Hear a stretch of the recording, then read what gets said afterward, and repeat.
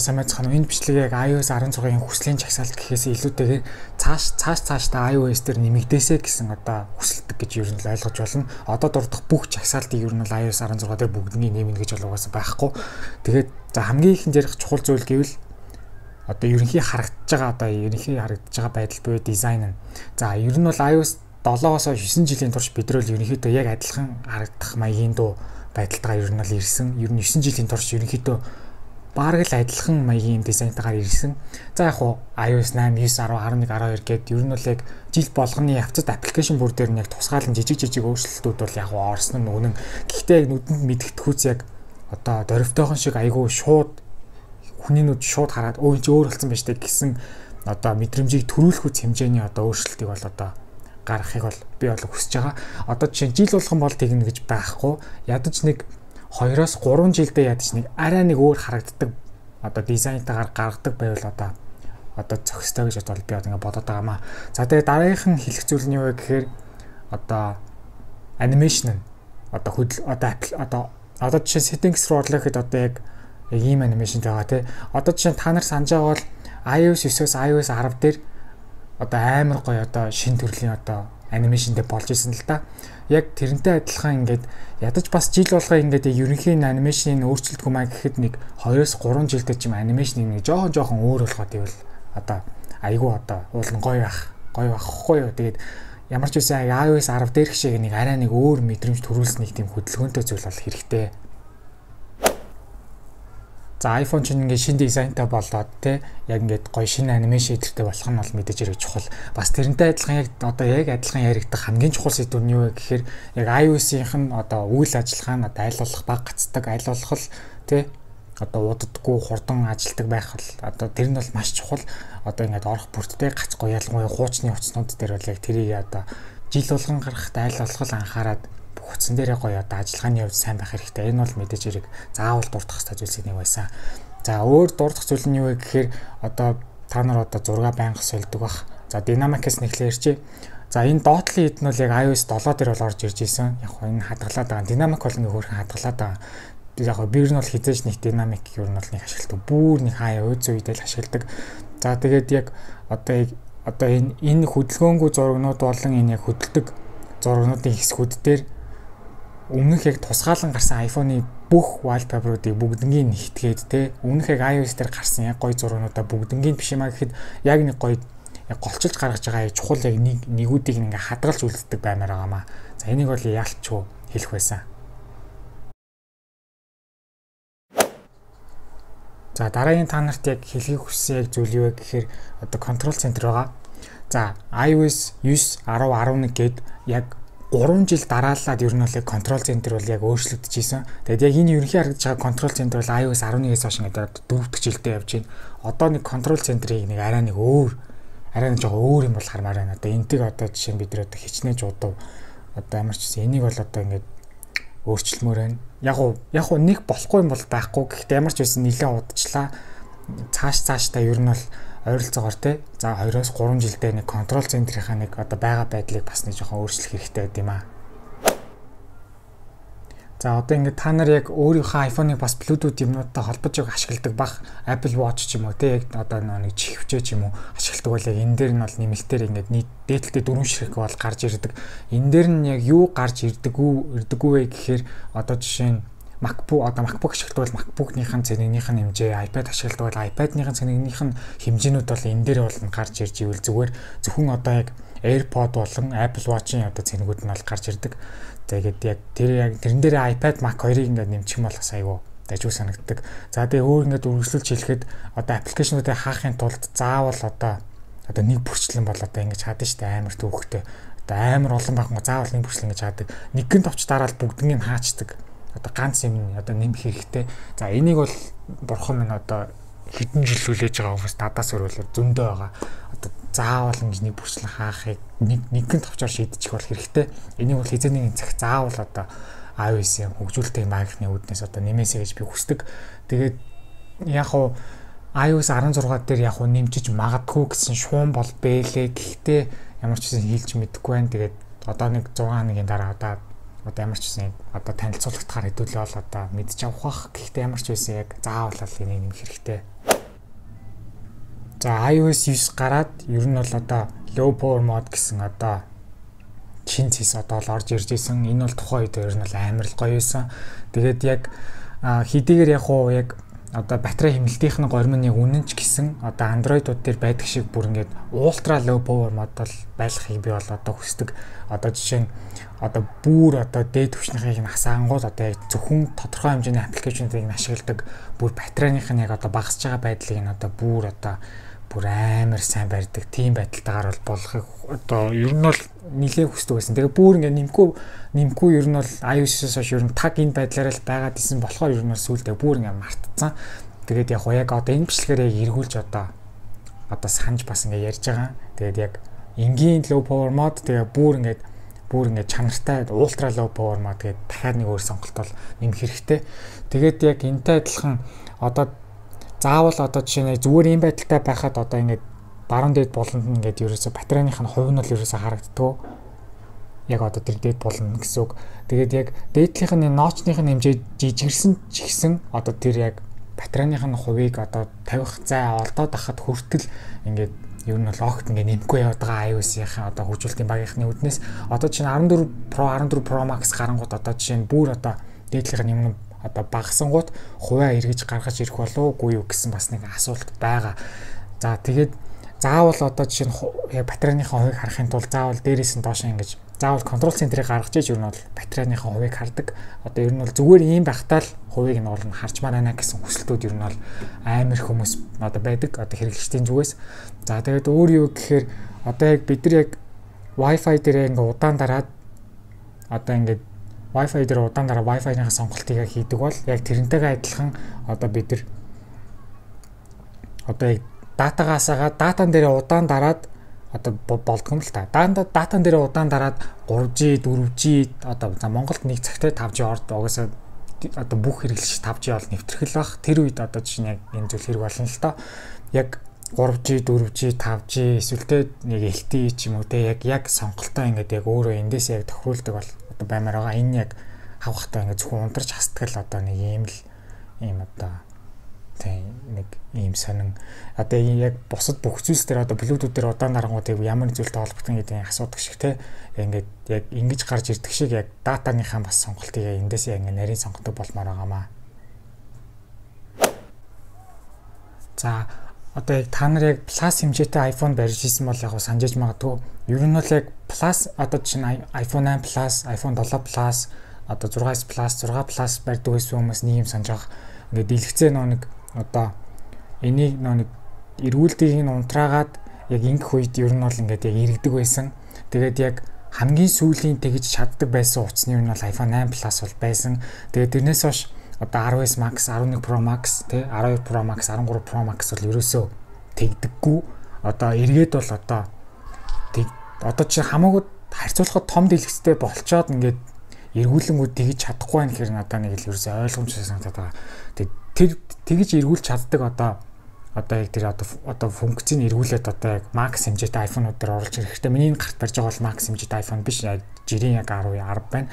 Тэгээд бас тэрнээс гадна юу вэ гэхээр iPadOS гэдэг үйлдвэрлэлийн систем дээр одоо ингээд хоёр ширхэг аппликейшн бол ингээд зэрэг ашигладаг.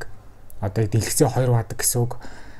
Одоо ер нь Plus хэмжээтэй iPhone-ыг гарсан. Ер нь iPhone 6 Plus гарснаас хойш хоёр ширхэг аппликейшн зэрэг ашигламаар байна гэсэн хүсэлтүүд ер нь бол айл 14 оноос л эхэлтэй байдаг байсан. Тэгээд ер нь бол жилээс жилд Pro Max-аас гарахтаа ер нь ялмгүй дэлгэцийн хэмжээний бол томроод байгаа. Одоо тийм учраас одоо хоёр ширхэг аппликейшн зэрэг бол ашиглахад ямар ч асуудалгүй шүү дээ. Тэгээд тийм учраас одоо тэрийг бол нэмэх хэрэгтэй. Ер нь бол хизээний нэг би бол хэлж мэдэхгүй. Гэхдээ ямар ч ирээдүйд заавал одоо нэмэх хэрэгтэй зүйлсүүдийн нэг байд юм аа. iPhone 10 гарснаас хойш яг царай тайрнуулдаг технологитой болоод ер нь бол хурууны уншгаа бол одоо болсон, одоо байхгүй болсон. За өмнө нь бол яг хурууныхээ уншдаг iPhone-ууд байдаг багт ер нь бол одоо дээдлээ 5 одоо хурууныхээ одоо хадгалж болдог байсан.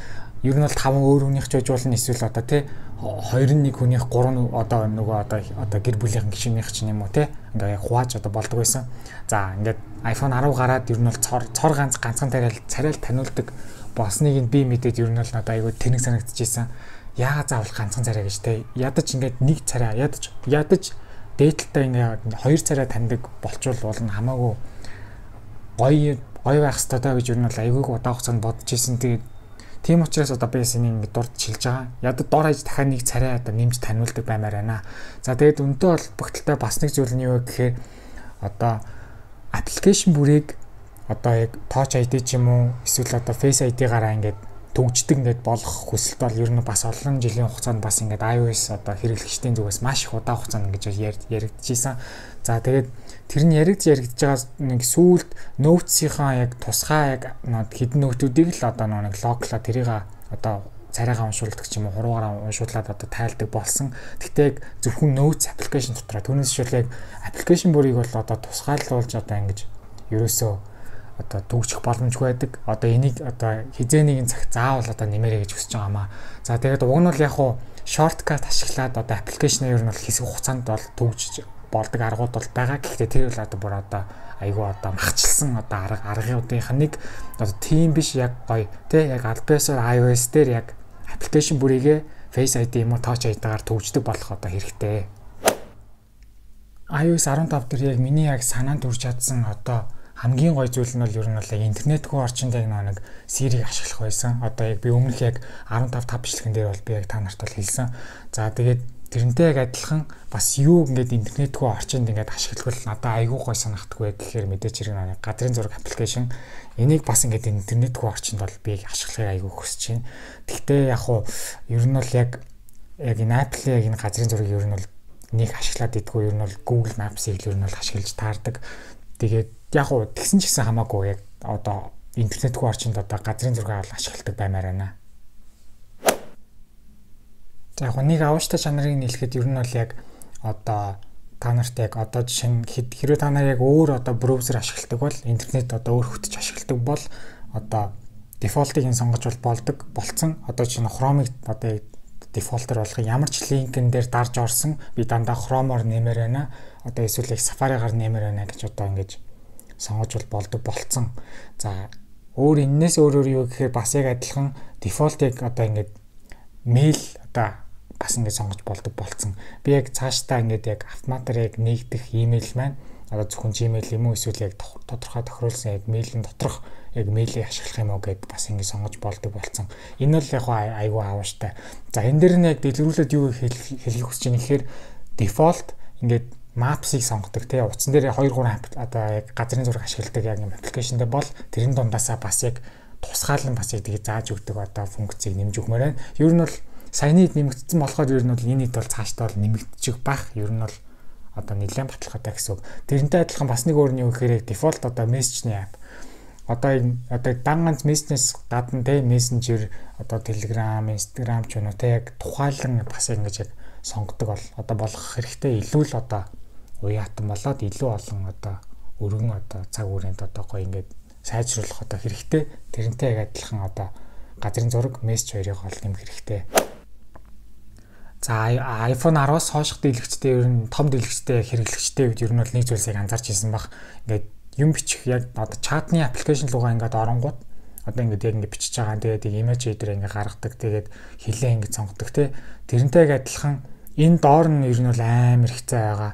Энэ их цаг ер нь бол яг эможи дээрээ дарангууд яг энэ их цаг ер нь бол эможигоор ер нь бол дүүрэх хэрэгтэй. Заавал энэ дээр нь биш энэгээрээ ингээд эможигоо ингээд гүйлгээд явуулдаг байл зөв шийдэл юм шиг ер нь бол санагддаг.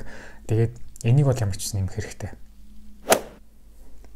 За ер нь бол яг уцаа унтраах гад яг нэг удаан дарах юм бол бид нар зөвхөн яг уцаа яг унтраах л гэсэн ганц л сонголт байдаг.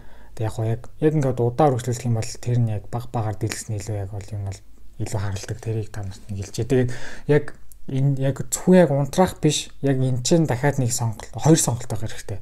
Нэг сонголт нь болохоор эргээд тасах буюу одоо restart гэдэг. Нэг нь болохоор respring гэдэг яг хурдан хугацаанд унтраад эргээд гал хасдаг нэг тийм хоёр зүйлийг бол нэмэх хэрэгтэй. Энэ бол ганцхан одоо ийм байдалтайгаар одоо хэдүүлээ одоо юу анх iPhone гарснаас хойш л одоо ганцхан энэ л байж ирлээ шүү дээ. Одоо доор нь одоо дахиад хоёрыг нэмэх хэрэгтэй. Хурдан хасдаг respring тэгээд яг бүрэн унтрасны дараа эргэж хасдаг restart гэдэг хоёрыг бол нэмэх хэрэгтэй. За iOS 9-ийн талаар юу нь ярих чинь iOS 9 дээр ингээд iPhone 6-аас хойш яг нэг дийлэгдсэн одоо нэг юу даралтны одоо ийм одоо хүч мэдэрдэг одоо 3D touch ил ажилтдаг байсан. Одоо энэ ажиллаж байгаа байдал нь бол ерөөсөө тийм биш. Зөвөр ингээд удаан дарахад л ер нь бол шуугин гараад ирдэг болсон. Яг 6S-ээс iPhone ингээ 10 хүртэл ер нь бол яг тэр одоо хүч мэдэрдэг хавтан нь бол байсан. Тэгээ 10S-ээс хойш ингээд тэр яг одоо нэмэлтээр одоо тэр яг одоо панелыга одоо iPhone-ууд дээр ерөөсөө байлгахаа болцсон. Яагаад вэ гэхээр угаасаа iPhone-а илүү нэгэн гоё болгохын тулд тэр яг эзэлжсэн нэг одоо тэр хавтан одоо хаасч хайсан л да. Тэгээ оронд нь зүгээр удаан дарангууд ингэж ажилтгаар одоо орлуулсан гэсэн үг. Тэгээд энэ дээр ингэж үргэлжлүүлж хэлэхэд одоо уул нь бол энэ бол миний бол одоо хамгийн таалагддаг одоо iOS 9-өөс хойш тасралтгүй одоо өдөр тутамдаа байнга хэрэгжилж ирж байгаа одоо зүйлсүүдийн нэг л дээ. Тэгээд тийм учраас одоо ойрын 2-3 жилдээ бол ер нь бол баг энэ 3D touch энэ менюнуудыг ер нь бол ойлгохтой аюу гоё болгоогүй. Ерөөсөө анхаарал хандуулах болцсон. Тэгээд эргээд цаашдаа iOS 16-аас ахуулаад цаашдаа iOS апдейтэн дээр ер нь бол энэ лүгээ эргээд нэг анхаарал хандуулаад илүү одоо гоё бүтээлч байдлаар одоо энэ тэндээ аюу гоё зүйлсүүдийг бол нэмэх хэрэгтэй. Ер нь бол тийм ерөөсөө хаягдсан байсан эргээд нэг жоохон анхаарал гоё илүү гоё болох хэрэгтэй. Тэгээд одоо жишээ нь тэрэн дээр нь яг тусгаалan хэлэхэд одоо чинь энэ дээр удаан дарахад яг хамгийн доор нь ингээд яг нэг хамгийн дотны хүмүүсийг нэг favorite дараад одоо гэр бүлийн гишүүдээ тий нэг гарч ирдэг байсан л та. Яг тэр нь одоо ингээд болцсон. Тэр нь бол надад айгу харамсалтай. Тэгээд одоо эргээ тэрийг одоо гаргаж ирэх хэрэгтэй. Тэгэхгүй одоо ингээд бүр ингээд сайжруулах биш бүр байсан юмыг бүр багасгаад бүр хачин болгоод байгаа. Тэгээд яг ингэж өстой болохгүй. Цаашдаа бол одоо аль болох илүү л гоё болох хэрэгтэй. Тэгээд янз бүрийн одоо ажиллагаатай зүйлсүүдийг нь хасчвал одоо яагаад ч болохгүй 3D touch-ны хувьд тэгээд ямарч энэ дээр бол ингэж хэлэх байсан. За ер нь бол дараагийн хэлж байгаа сонирхолтой юм нь юу гэхээр яг дуудлагынхаа энэ дээр хүссэн дуугаа тавина гэдэг нэг ойлголт байгаа. Ер нь бол нэлээд олон хүмүүсийн нэг ер нь бол одоо хүсдэг гэж ер нь бол би ер нь анзаарч ирсэн. Тэгээд одоо жишээ нь заавал хүссэн дуу оруулахын тулд заавал нэмэлтээр нэг аппликейшн татаад тэндээсээ гарах маягаар одоо энэ жагсаалтан дээр ер нь бол нэмдэг. Тэгээд тэр одоо ийм хүндрэлтэй байдлыг ер нь бол амар болох хэрэгтэй гэж би бол бодож байна. Тэгээд ер нь бол iOS ч ер нь бол ингээд их юм дээр амар юм хязгаарлагдмал байдаг.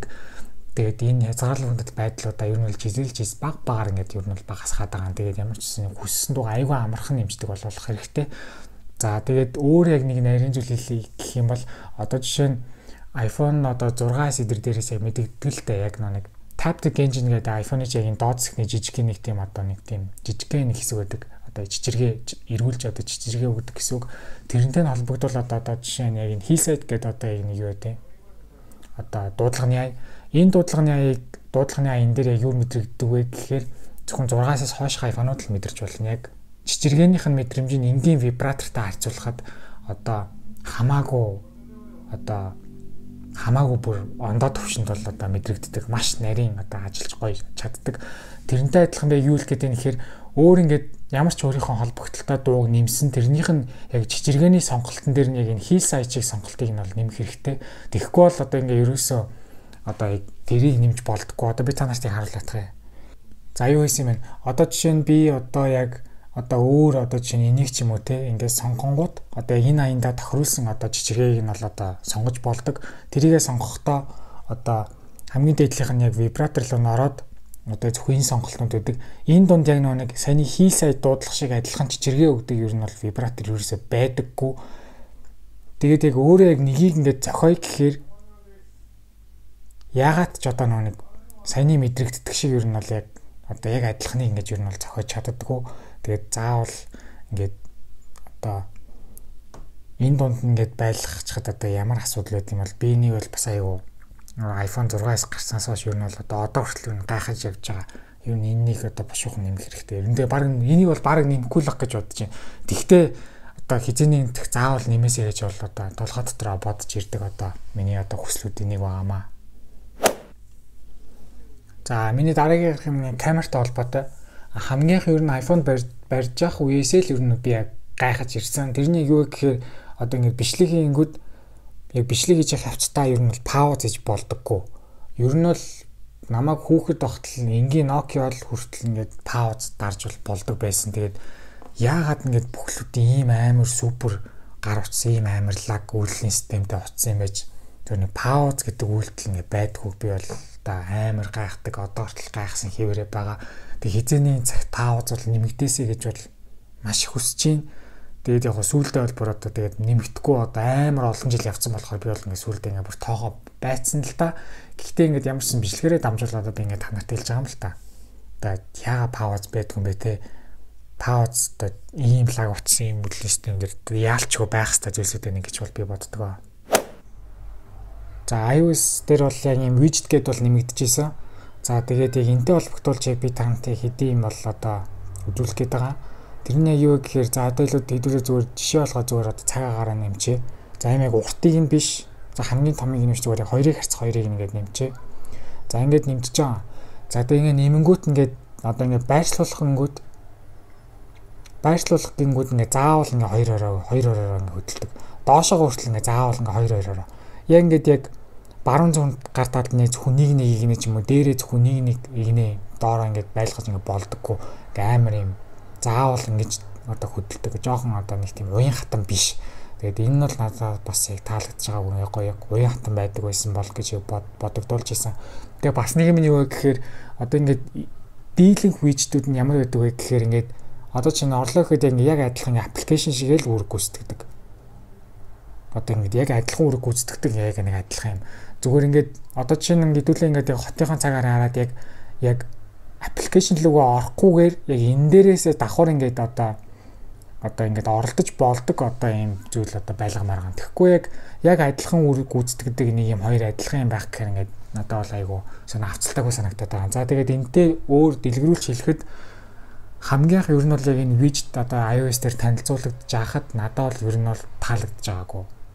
Ер нь бол ингээд яагаад вэ гэхээр нэгт хамгийн том одоо нөлөө нь юу байсан бэ гэхээр батарейны хувьд одоо widget-үүдийг ингэж яг тавьснараа одоо батарей эдэлтийг нь бол ер нь бол илүү хиддэг. Энгийн яг аппликейшн байх эсвэл widget байх гэд харьцуулж одоо үзэнгүүт одоо батарей хиддэг учраас одоо би бол анх гарснаас хойш нэг ч удаа энэ widget-ийг бол одоо ашиглаж байгаагүй. Тэгээд угаасаа нэг ерөөсөө сонирхолтой ч санагдаж байгаагүй.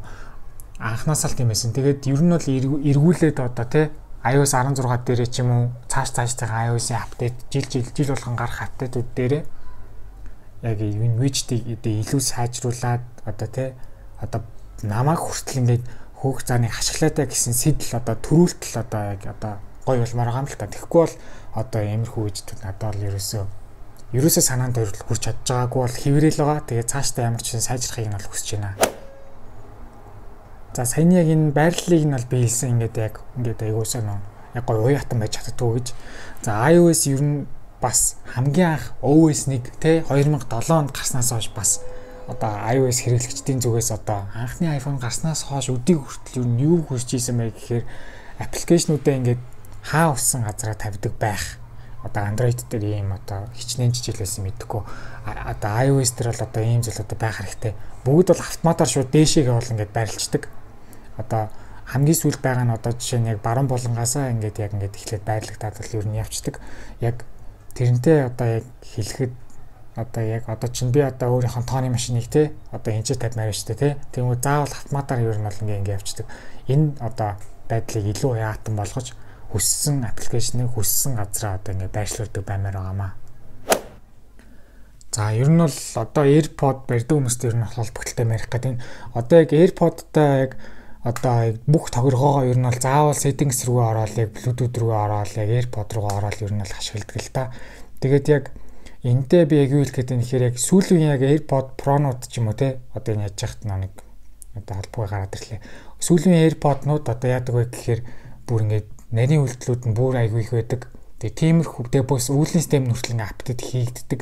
Одоо тийм учраас яг нэг AirPod-нууд зориулсан яг тустай юм аппликейшн байх хэрэгтэй. Ер нь нэг цаганд зориулаад тустай аппликейшн байдаг шүү дээ. Яг тэрнтэй адилхан одоо AirPod ер нь бол нэлээд жижиг саж үйлдэлүүд нэлээд чухал юмнууд нэмэгдэж ирдэг. Тэрнтэйгээ адилхан яг тустай нэг аппликейшнд болвол ер нь бол зүгээр хаа гэж би бол бодоод байгаамаа. За дараагийнх нь бас би бас нэлээсээ бол болддог байсан. Одоо жишээ нь яг iPhone ингээд төгжээтэй байхад одоо ингээд яг төгжээг нь тайлаа гэдэг яг одоо кодыг ингээд хийгээд оронгууд яг ер нь бол iPhone-гоо шууд ингээд нэвтэрчж байгаа.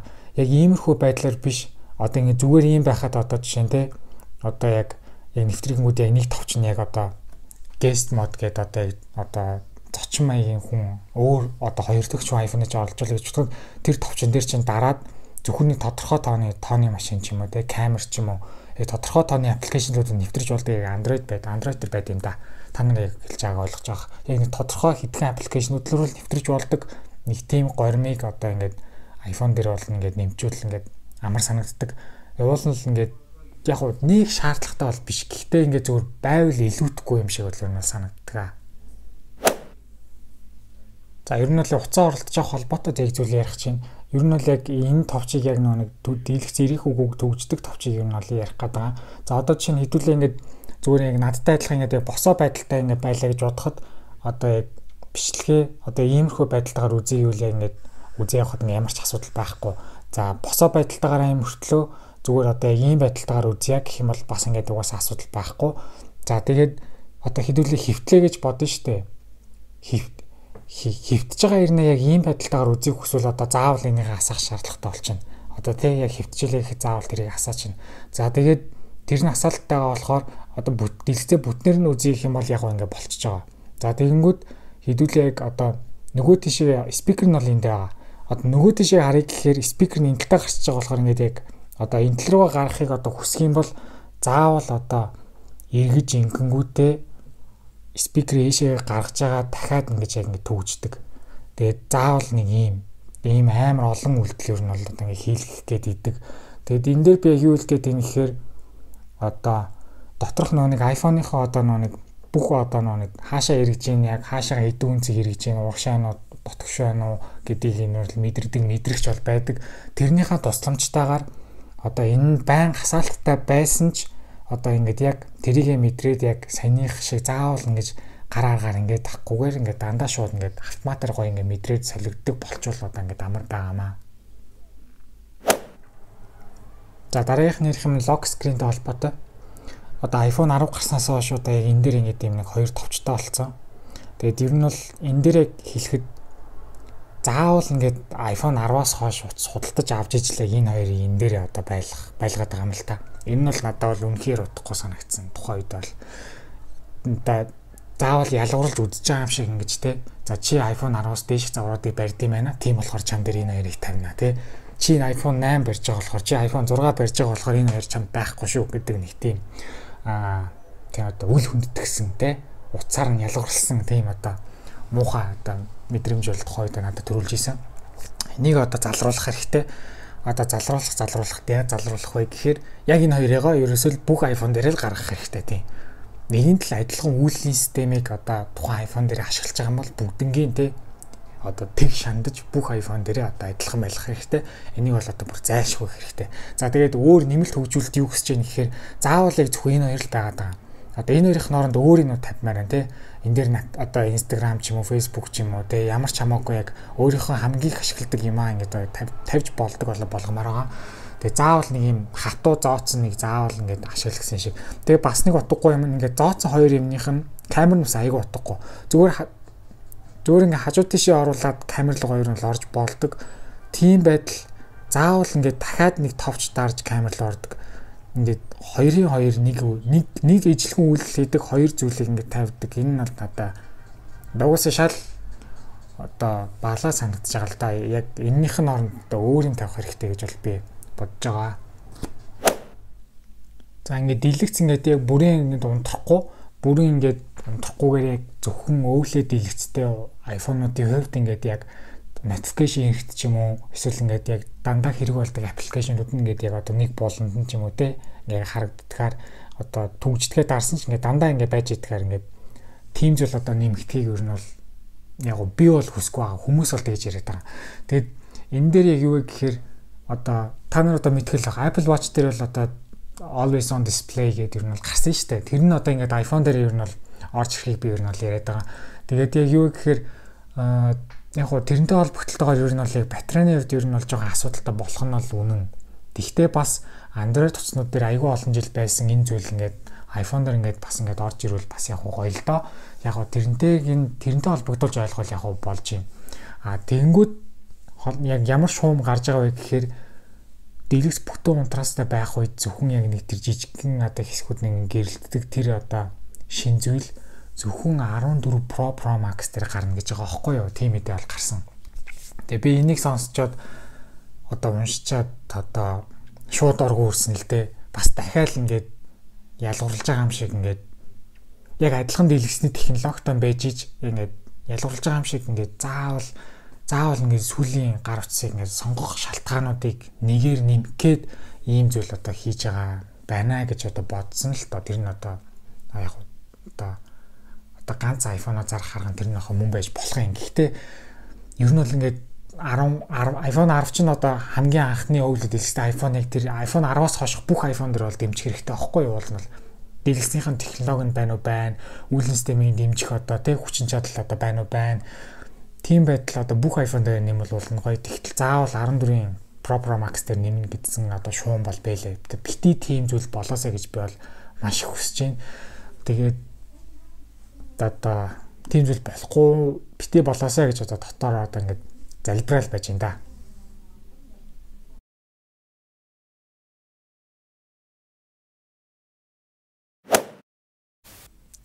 Бичлэгээ ер нь бүгднийг бэлд дуусаад яг ингээд зэгслээ байж хахад гинт нэг бодол орж ирсэн. Энийг нэг дутуу үлдээснэ яг гинт сансан. Тэрнийг юу гэхээр одоо чинь Android утаснууд дээр яг аппликейшныхаа тухай бүрийнх нь яг хадгалагдсан одоо яг одоо кэш файлыг нь бол одоо устгаж болдог. Тэгснийхаа дараа хүртэл аппликейшнийг цоош нэр дөнгөж татсан юм шигээр бол ашиглаж эхэлдэг гэсэн үг. Харин iOS дээр болохоор яг тийм адилхан үйлдэл байдаггүй, төстэй үйлдэл байдаг. Тэрний яг ямар үйлдэл вэ гэхээр ойрд ашиглагдаагүй аппликейшнуудыг яг offload хийгээд дараа нь болохоор тэр аппликейшнийг ашиглаж болдгоо ингээд бүдэг харагддаг. Харин яг эргэж ашиглахын тулд заавал эргэж одоо татчихж ашигладаг. Ерөнхийдөө бол Android-тай харьцуулахад хамаагүй одоо муу гэсэн үг. Яг Android-тай адилхан яг шууд дахиж дараа нь шууд ашиглаж болдог маягаар одоо шууд аппликейшныхаа файлыг одоо шууд ингээд цэвэрлэдэг одоо үйлдэл байх хэрэгтэй. За тэгээд энэ бичлэгэн дээр 2007 оны OS 1-ээс 21 оны iOS 15 хүртэл хэрэглэгчтэй одоо хүсч ирсэн ерөнхий бүх чухал өөрчлөгдөх ёстой, нэмэгдэх ёстой зүйлсийг бол би ярьлаа. Тэгээд маш нарийн зүйлсийг бас тусгаж чадсан. Гэтэ бүх нарийн зүйлсийг бол дурдсангүй үлдээлээ. Тэгээд бичлэг маань 30 минут бол ингээд давчлаа, бодсноос хамаагүй урт болчихлоо. Тэгээд ямар ч үсэн хизээний цагт ирээдүйд одоо нэг нартай өдөр энэхүү бичлэгэн дээр дурдгдсан бүх зүйлс одоо ингээд биелэгдсэн байгаасаа гэж бол хүсэж байна. Тэгээд энэ хоёр дахь өдөр WWDC 2022 дээр iOS 16 урам одоо хугалах нь гэдгийг одоо цуг мэдж авцгаая. Тэрнтэй холбогдлоо бичлэг угаасаа тэгээд тухайн өдрөө орно. Тэгээд 21 оны 9 сараас хойш ингээд энэ зам хүртэл надтай ингээд iOS 15-ын одоо апдейтны бичлэгүүдийг үзсэн хүмүүст ингээд баярлалаа. Тэгээд дараагийн бичлэгээрээ уулзцгаая. Баяртай.